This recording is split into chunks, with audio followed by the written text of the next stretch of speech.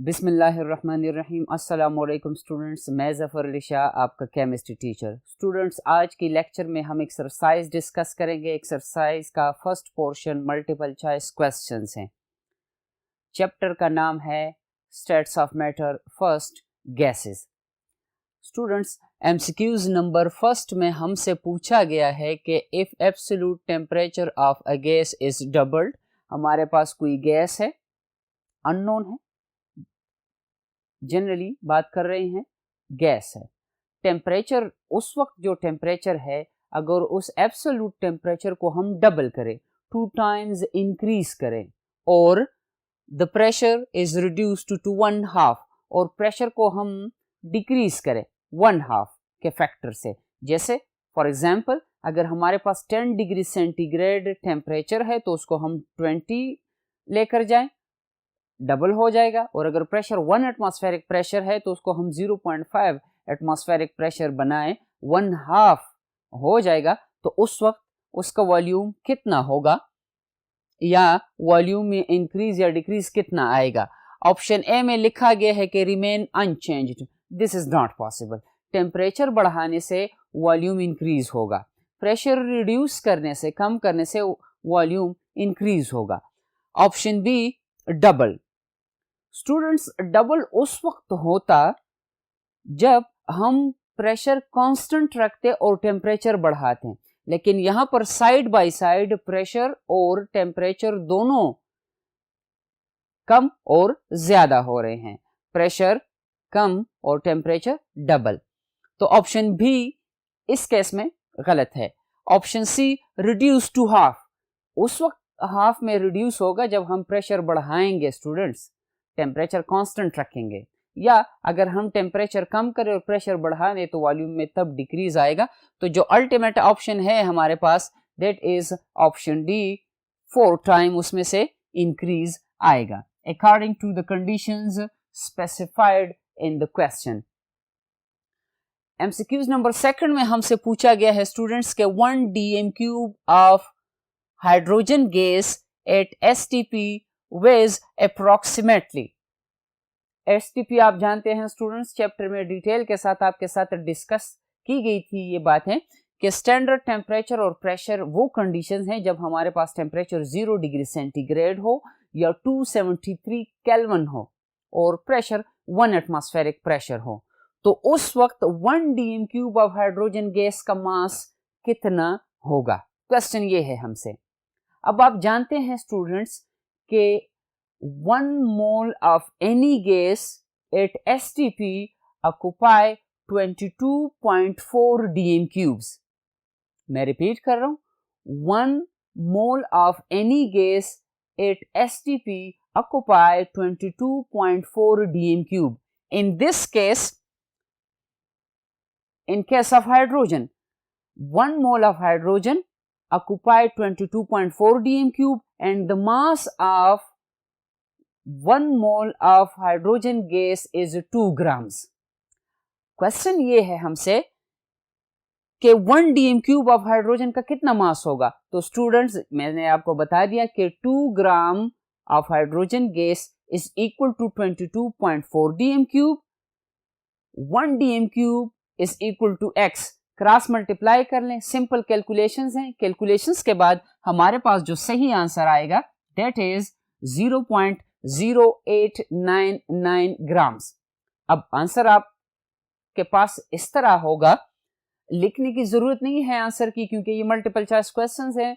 हमने यहाँ पर सिर्फ सही ऑप्शन को पिक करना है। लेकिन आपकी आसानी के लिए मैं बता दूं कि the mass of 1 dm³ of hydrogen gas at STP is 0.0899।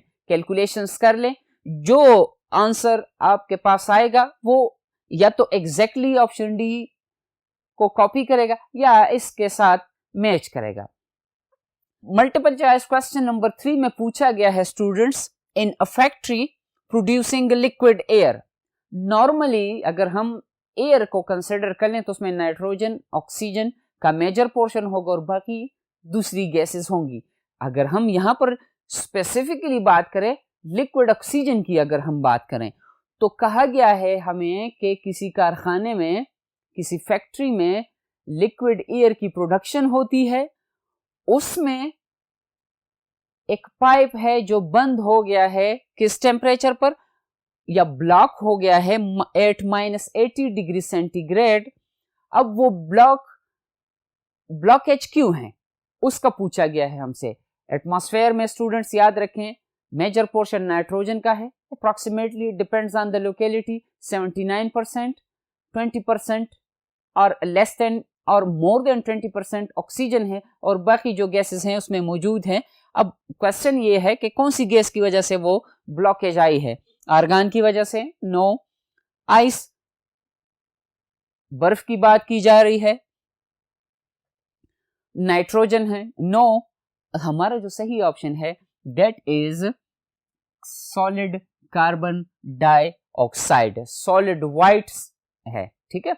Solid जो बनेगा उसका अपीयरेंस व्हाइट कलर का होगा। स्टूडेंट्स याद रखें जब हम लिक्विफेक्शन ऑफ गैसेस को डिस्कस करते हैं तो वहां पर हम क्रिटिकल वॉल्यूम, क्रिटिकल प्रेशर और क्रिटिकल टेम्परेचर की बात करते हैं।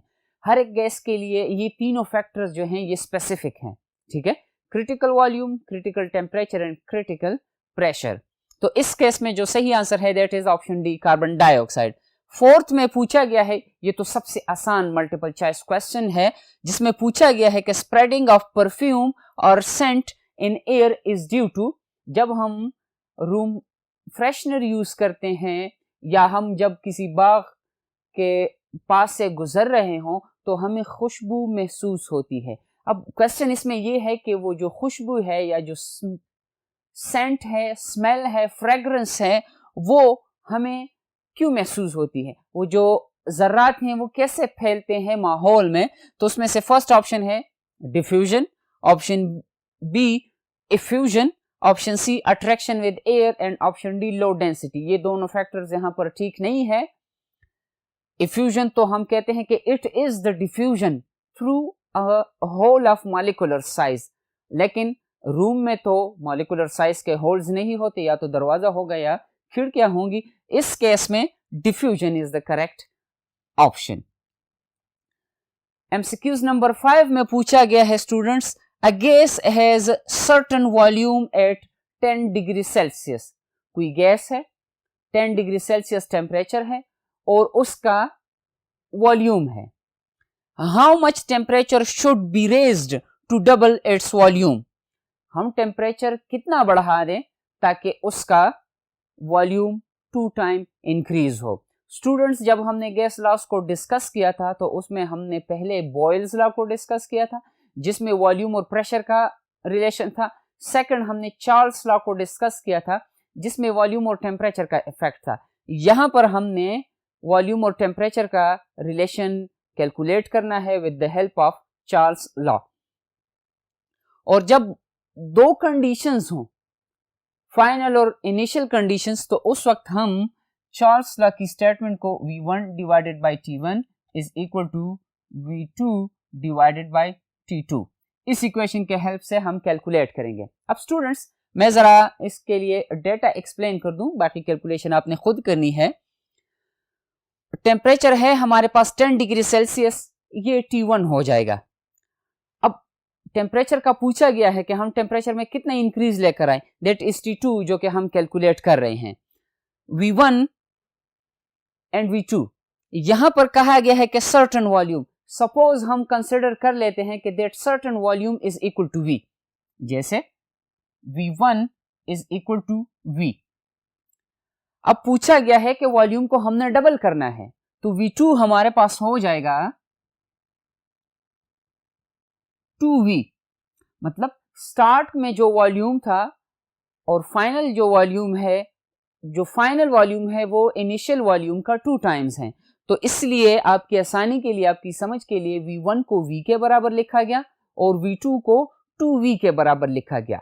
ठीक है स्टूडेंट्स, अब यही वैल्यूज आपने इंसर्ट करनी है चार्ल्स लॉ की इक्वेशन में। फाइनली जब आपके पास आंसर आएगा दैट इज 566 केल्विन, क्योंकि हमने डिग्री सेल्सियस को कन्वर्ट करना है केल्विन स्केल में। ठीक है, तो जो सही ऑप्शन होगा हमारा यहां पर 566 केल्विन है, इसलिए यहां पर आप आपको जस्ट सही ऑप्शंस बताए जा रहे हैं विद ओरल एक्सप्लेनेशन, क्योंकि ये कैलकुलेशंस और ये इक्वेशंस ऑलरेडी चैप्टर में डिस्कस किए गए हैं। एमसीक्यूज नंबर 6 में पूछा गया है स्टूडेंट्स के the diffusion rate of hydrogen compared with the helium is. Helium और हाइड्रोजन गैसेस की डिफ्यूजन रेट की बात की गई है स्टूडेंट्स। हमने डिफ्यूजन रेट को फाइंड आउट कैसे करना है, with the help of Graham's law of diffusion, ठीक है, जिसमें हमने ये फाइंड आउट करना है कि इन दोनों के दरमियान जो डिफ्यूजन के लिए जो रेशो है, जैसे मैं लिख सकता हूं कि rate of diffusion of hydrogen divided by rate of diffusion of helium with the help of Graham's law. Calculations आपने कैसे करने हैं, यहां पर हीलियम की जगह पर आपने हीलियम का मोलर मास लिखना है, दैट इज 4। हाइड्रोजन की जगह आपने मोलर मास लिखना है, दैट इज 2। स्क्वायर रूट में दोनों बंद होंगे। जब आप स्क्वायर रूट अप्लाई करेंगे और कैलकुलेशंस कर लेंगे, फाइनली आपके पास जो सही ऑप्शन आएगा, सही आंसर आएगा, that is option B, in this case 1.4। इसका मतलब ये होगा स्टूडेंट्स, आपके पास रेशो आ जाएगी, rate of hydrogen divided by rate of helium का आंसर क्या होगा, 1.4। अब इसका मतलब ये है स्टूडेंट्स कि अगर हीलियम 1 मीटर डिस्टेंस कवर करेगा यूनिट टाइम में एक स्पेसिफिक टेम्परेचर पर, तो हाइड्रोजन 1.4 मीटर डिस्टेंस कवर करेगा। क्यों? क्योंकि hydrogen is lighter than the helium. ठीक है स्टूडेंट्स, एमसीक्यूज नंबर 7 में क्या पूछा गया है स्टूडेंट्स, आइए बोर्ड नंबर 2 पे देखते हैं। एमसीक्यूज नंबर 7 में पूछा गया है students, the non ideal behaviour results chiefly from. हमारे पास कोई गैस है, वो नॉन आइडियल नेचर शो कर रहा है। क्यों शो कर रहा है, इस क्वेश्चन में वो पूछा गया है। अब हमारे पास जो ऑप्शंस हैं वो है option A, intermolecular attraction and infinite और infinite volume. Intermolecular forces of attraction की वजह से बिटवीन द गैस मॉलिक्यूल्स और इनफिनिट वॉल्यूम की वजह से। हम तो कहते हैं कि गैसेस का वॉल्यूम इनफिनिट नहीं है, ठीक है, वो फाइनाइट है, कम है, इंतहाई कम है, लेकिन है जरूर। तो ऑप्शन ए जो है ये गलत है। इंटरमॉलिक्यूलर फोर्सेस ऑफ अट्रैक्शन तो मौजूद है, लेकिन इनफिनिट वॉल्यूम का फैक्टर गलत है। Option B, elastic collisions and finite volume. Yes, kinetic molecular theory of gases के मुताबिक इन मॉलिक्यूल्स में इलास्टिक कोलिजन्स होंगे, लेकिन उसके साथ जो दूसरा फैक्टर है फाइनाइट वॉल्यूम, वो ठीक है, लेकिन फोर्सेस ऑफ अट्रैक्शन का फैक्टर नहीं आ रहा स्टूडेंट्स ऑप्शन बी में, that is incorrect. Option C, intermolecular attractions and finite volume, this is the correct option according to Van der Waals equation. जब हम उसमें करेक्शन करते हैं स्टूडेंट्स, तो वहां पर हम फोर्सेस ऑफ अट्रैक्शन को और वॉल्यूम ऑफ मॉलिक्यूल्स को कंसिडर करते हैं। तो गैस मॉलिक्यूल्स की वॉल्यूम की वजह से और इंटरमॉलिक्यूलर फोर्सेस ऑफ अट्रैक्शन की वजह से ये कब असर करना शुरू कर देती हैं, ये वाला फैक्टर, उस वक्त जब प्रेशर हाई हो और टेम्परेचर लो हो। और ऑप्शन डी जो है वो इंटरमॉलिक्यूलर अट्रैक्शंस ओनली, ये गलत है। तो जो हमारा सही ऑप्शन है दैट इज ऑप्शन सी, जिसमें से वॉल्यूम की बात है गैस मॉलिक्यूल्स की और इंटरमॉलिक्यूलर अट्रैक्शन की बात है। ठीक है स्टूडेंट्स, नेक्स्ट एमसीक्यूज में पूछा गया है हमसे, एमसीक्यूज नंबर 8 में, the molar volume of helium is 44.8। 8 किस वक्त? मोलर वॉल्यूम मैंने कुछ देर पहले स्टार्ट में बता दिया लेक्चर की स्टार्ट में स्टूडेंट्स कि molar volume is the volume occupied by 1 mole of a gas at STP at 0 degree Celsius या 273 केल्विन और 1 एटमॉस्फेरिक प्रेशर। अब इन कंडीशंस को देख लें कि इन कंडीशंस में से कौन सा ऑप्शन फॉलो कर रहा है उसको। 100 degree Celsius and 1 atmospheric pressure, this is completely wrong. Option B, 25 degree Celsius and 0.25 atmospheric pressure, this is completely wrong. Option C, 0 degree centigrade follow कर रहा है उसके फैक्टर को और 0.5 एटमॉस्फेरिक प्रेशर। अब स्टूडेंट्स कुछ देर पहले डिस्कशन हो गई कि अगर हम प्रेशर को हाफ करें तो वॉल्यूम डबल होगा। वॉल्यूम अगर 0 डिग्री सेल्सियस है और 1 एटमॉस्फेरिक प्रेशर है तो फिर मोलर वॉल्यूम 22.4 होगा।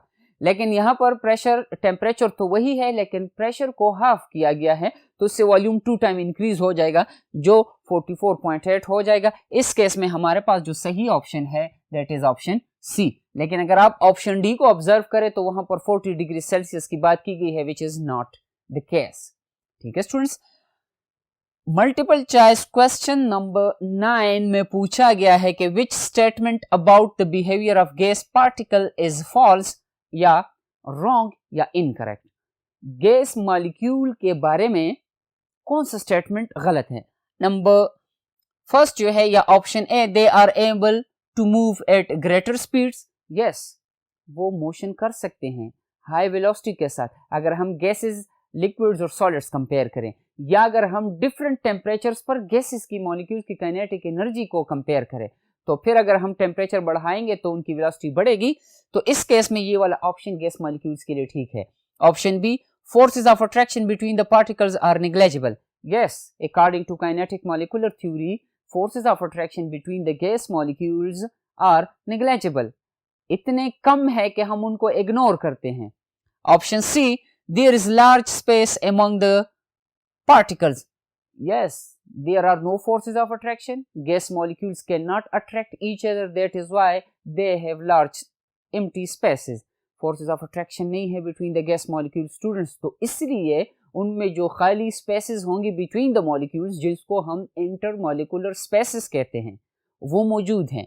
तीनों ऑप्शंस ठीक हैं। Option D, they are arranged in a regular pattern. This is not the case in terms of gas molecules या फॉर गैस मॉलिक्यूल्स, क्योंकि गैस मॉलिक्यूल्स के पार्टिकल्स हम कहते हैं कि they are randomly moving. Solid में पार्टिकल्स रेगुलर अरेंज्ड होंगे। तो जो सही आंसर है इस केस में that is option D. MCQs number 10, at same temperature and pressure which gas has the greatest density. अगर हम टेम्परेचर और प्रेशर दो मुख्तलिफ गैसेस के लिए सेम रखें, कंडीशन सेम हो, तो इसमें से कौन सी गैस की डेंसिटी ज्यादा होगी। What is density? Density is the mass per unit volume. Carbon dioxide 44 molar mass है, सल्फर डाइऑक्साइड 64 मोलर मास है, 32 for sulphur and 32 for oxygen 64। Chlorine के लिए 35.5 multiplied by 2 is equal to 71 और water के case में 18। तो जो सबसे हैवी होगा, मोलर मास जिसका ज्यादा होगा, उसकी डेंसिटी ज्यादा होगी सेम टेम्परेचर और प्रेशर पर। तो इस केस में इस एमसीक्यूज में सही ऑप्शन है ऑप्शन सी। 11 नंबर मल्टीपल चॉइस क्वेश्चन में पूछा गया है कि weight of 1 dm cube of oxygen at STP। हमारे पास 1 dm क्यूब हाइड्रोजन गैस है, उसका वेट कितना होगा। मोलर वॉल्यूम के मुताबिक हम कहते हैं स्टूडेंट्स के 1 mole of oxygen occupy 22.4 dm cube और फिर हम ये भी कहते हैं साइड बाय साइड कि 1 मोल ऑफ ऑक्सीजन वे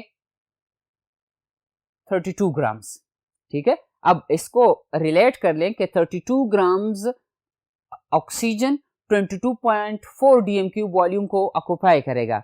अगर हमारे पास 1 dm क्यूब हो तो वो कितने वॉल्यूम को ऑक्युपाई करेगा। 22.4 को 32 पे डिवाइड कर लें तो उससे जो आंसर आएगा वो सही ऑप्शन होगा। स्टूडेंट्स, ये आप लोगों का असाइनमेंट है, ये खुद आप कैलकुलेट कर लें, इंशाल्लाह सही आंसर आएगा। एमसीक्यूज नंबर 12 में पूछा गया है स्टूडेंट्स हमसे कि the value of R in dm cube torr per kelvin per mole. R आप जानते हैं कि this is universal gas constant जिसको हम आइडियल गैस कांस्टेंट भी कहते हैं। उसका की वैल्यू क्या होगी न्यूमेरिकल, जब यूनिट्स ये हो dm cube torr per kelvin per mole. तो इसके लिए जो सही ऑप्शन है स्टूडेंट्स, आप आइडियल गैस इक्वेशन को अरेंज कर लें। You know that ideal gas equation is PV is equal to nRT, जिसमें से pressure, volume, number of moles, temperature है। अब इस इक्वेशन को R के लिए अरेंज कर लें आप और वैल्यूज इंसर्ट कर लें रिस्पेक्टिव वैल्यूज, तो जो सही ऑप्शन होगा आपके पास वो जो सही आंसर आया जाएगा that is your option in this case, that is 62.364, ठीक है, और उसके साथ ये वाले यूनिट लग जाएगा। एमसीक्यूज नंबर 13 में क्या है स्टूडेंट्स, आइए देखते हैं बोर्ड नंबर 3 पे। एमसीक्यूज नंबर 13 में पूछा गया है स्टूडेंट्स के 760 torr is equal to pressure unit है स्टूडेंट्स। अगर आपको याद हो गैसेस में हमने पढ़ा था pressure and its units. What is pressure? It is the force applied per unit area, ठीक है। हमने 1 एटमॉस्फेयर को डिफाइन किया था और फिर हमने 1 एटमॉस्फेरिक प्रेशर में ये भी कहा था कि that is equal to 760 millimetres of mercury. फिर हमने ये भी कहा था कि this is equal to 76 centimetre, और ये भी कहा था कि this is equal to 101325 pascals. अब यहां पर टॉर और पास्कल यूनिट की वजाहत की गई है। पूछा गया है कि 760 टॉर जो है ये कितने पास्कल्स के बराबर होगा, और जो सही ऑप्शन है हमारे पास दैट इज ऑप्शन सी। तो किताब में आप जाएंगे, टॉपिक रीड करेंगे तो वहां पर आपको ये ऑप्शन मिलेगा, ठीक है स्टूडेंट्स। अब ऑप्शन क्वेश्चन नंबर 14 में पूछा गया है कि at 50 degree Celsius a gas has 1 atmospheric pressure and 20 dm cube of volume. Its volume, final volume at STP would be. Conditions बताए गए हैं हमें कि हमारे पास एक गैस है स्टूडेंट्स, सपोज ऑक्सीजन कंसिडर कर लें, जिसका टेम्परेचर है 50 degree Celsius. 50 degree Celsius students, pressure है 1 एटमॉस्फेरिक प्रेशर, वॉल्यूम है 20 डीएम क्यूब, तो इसका फाइनल वॉल्यूम क्या होगा? ठीक है स्टूडेंट्स, इक्वेशन देख लें, समझने की कोशिश कर रहे, और उसमें से गैस लॉज जो आपको दी गई है चैप्टर नंबर 4 से, वहां पर देख ले कि यहां पर कौन सा इक्वेशन यूज होगा। खुद आप अटेम्प्ट कर ले, इंशाल्लाह आपको समझ आ जाएगी। और एमसीक्यूज नंबर 15 में पूछा गया है स्टूडेंट्स हमसे कि which of the following gases will have fastest effusion rate. 4 gases दी गई हैं हमें, और हमसे पूछा गया है कि इन गैसेस में से कौन सी गैस की जो स्पीड होगी इफ्यूजन की, रेट जो है वो ज्यादा होगी। ठीक है स्टूडेंट्स, अब आप देख लें कि जो गैस सबसे हल्की है उसकी रेट ऑफ डिफ्यूजन ज्यादा होगी। In case of oxygen, start oxygen से ले लेते हैं, उसका मोलर मास है 32 grams. In case of carbon dioxide 44 grams. In case of ammonia 17 gram, nitrogen के लिए 14 और 3 हाइड्रोजन। और सबसे हल्की गैस जो है that is CH4 with the molar mass of 16 grams पर मोल। ठीक है स्टूडेंट्स, तो जो सही ऑप्शन होगा यहां पर that is option A. Students, इस एक्सरसाइज का जो नेक्स्ट पोर्शन है that is short questions board number 1 पे देखते हैं कि उनमें से क्या पूछा गया है हमसे।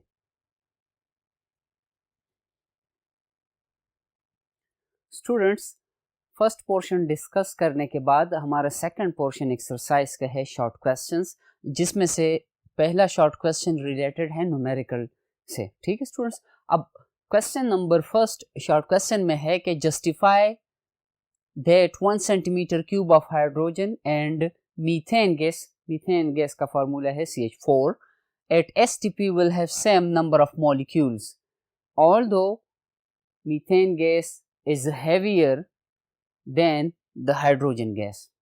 दोनों की डेंसिटी में डिफरेंस है।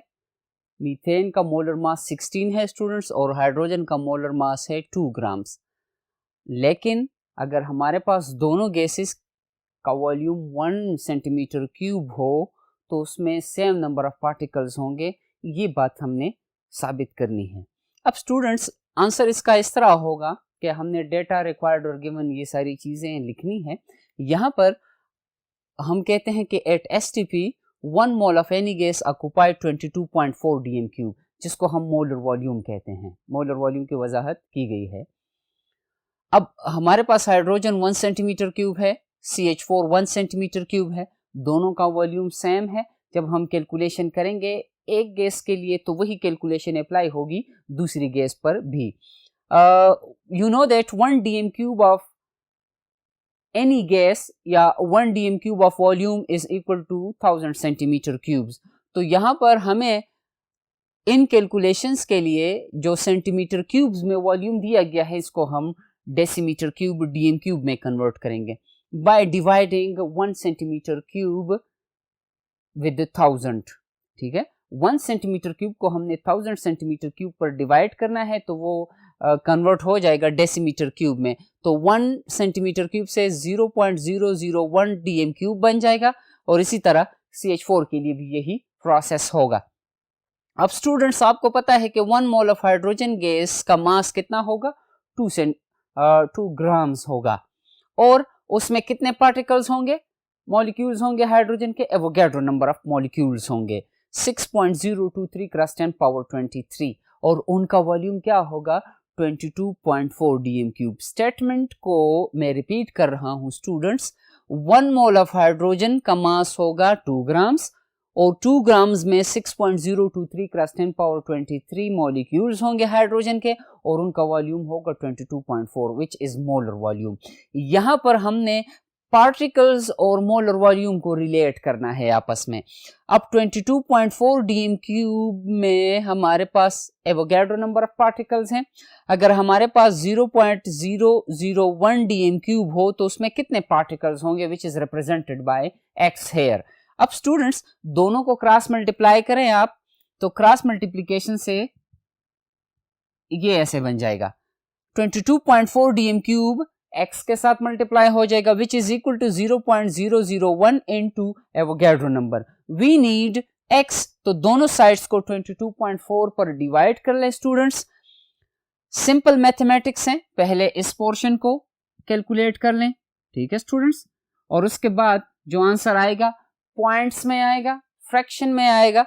तो विद रिस्पेक्ट टू दैट आपने 10 पावर 23 का पावर या कम करना है या बढ़ा देना है, ये आपका असाइनमेंट है, आप खुद इसको अटेम्प्ट कर लें।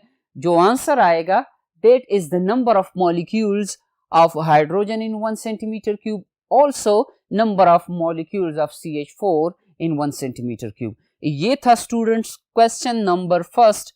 आइए जाते हैं क्वेश्चन नंबर 2 की तरफ। बोर्ड नंबर 2 पर उसकी वजाहत मौजूद है। स्टूडेंट्स क्वेश्चन नंबर 2 में पूछा गया है कि do you think that some of the postulates of kinetic molecular theory are incorrect. Kinetic molecular theory में कौन से पोस्टुलेट्स गलत हैं वो लिखने का हमें कहा गया है। आइडियल और non ideal behaviour of gases या रियल गैसेस की बिहेवियर हमने चैप्टर में डिस्कशन की थी।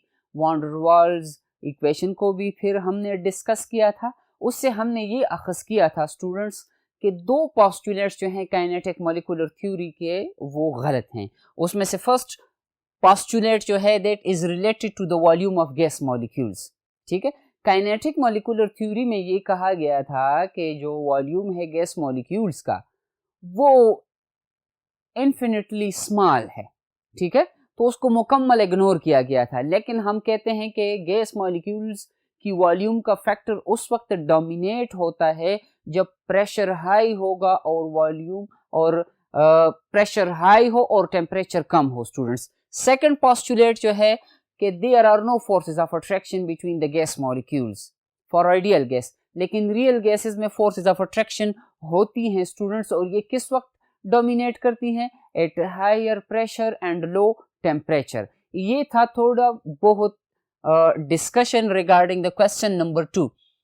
क्वेश्चन नंबर 3 में पूछा गया है स्टूडेंट्स के why high pressure and low temperature make gases non ideal, के हायर प्रेशर पर और लो टेम्परेचर पर गैसेस क्यों नॉन आइडियल बिहेवियर शो करती हैं। स्टूडेंट्स हम गैसेस के बारे में कहते हैं कि ये आइडियल बिहेवियर शो करेंगे किस वक्त, जब टेम्परेचर हाई हो और प्रेशर लो हो।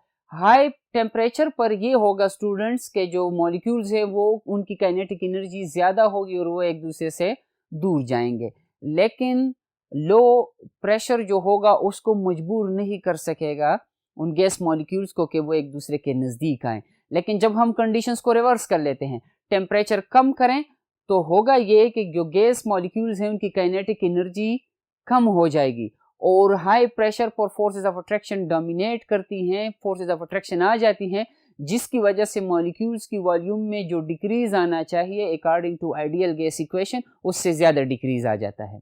ठीक है स्टूडेंट्स, तो यही एक्सप्लेनेशन आपके साथ ऑलरेडी चैप्टर में डिस्कस की गई है। जो सेकंड लास्ट क्वेश्चन है कि what is your opinion about rapid expansion of gases.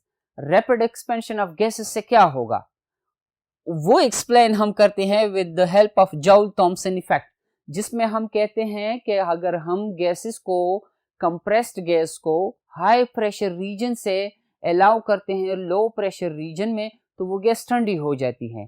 क्यों?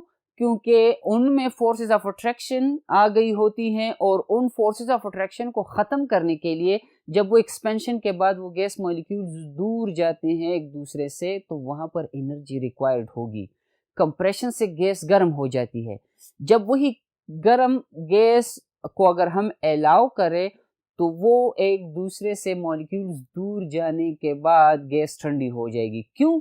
इसलिए क्योंकि एनर्जी रिक्वायर्ड है और वही एनर्जी गैस अपने मॉलिक्यूल से खुद गेन कर लेती है। This is known as Joule Thomson effect. और आखिरी क्वेश्चन जो है कि why do you think that lighter gases can diffuse more rapidly than the heavier ones. इसकी explanation Graham's law of diffusion में हम डिस्कस कर चुके हैं ऑलरेडी, और सिंपल अल्फाज में रीज़न ये है कि कोई गैस जितनी हल्की होगी उसकी जो वेलोसिटी है या काइनेटिक एनर्जी है उतनी ज़्यादा होगी। तो इसी तरह या एज अ रिज़ल्ट डिफ्यूजन का रेट जो होगा वो ज़्यादा होगा। स्टूडेंट्स, आज की लेक्चर में हमने एक्सरसाइज के 2 पोर्शंस, मल्टीपल चॉइस क्वेश्चंस और शॉर्ट क्वेश्चंस को डिस्कस किए। इंशाल्लाह नेक्स्ट लेक्चर में इस चैप्टर के एक्सरसाइज का न्यूमेरिकल पोर्शन और लॉन्ग क्वेश्चन का पोर्शन डिस्कस करेंगे। तब तक के लिए अल्लाह हाफिज़।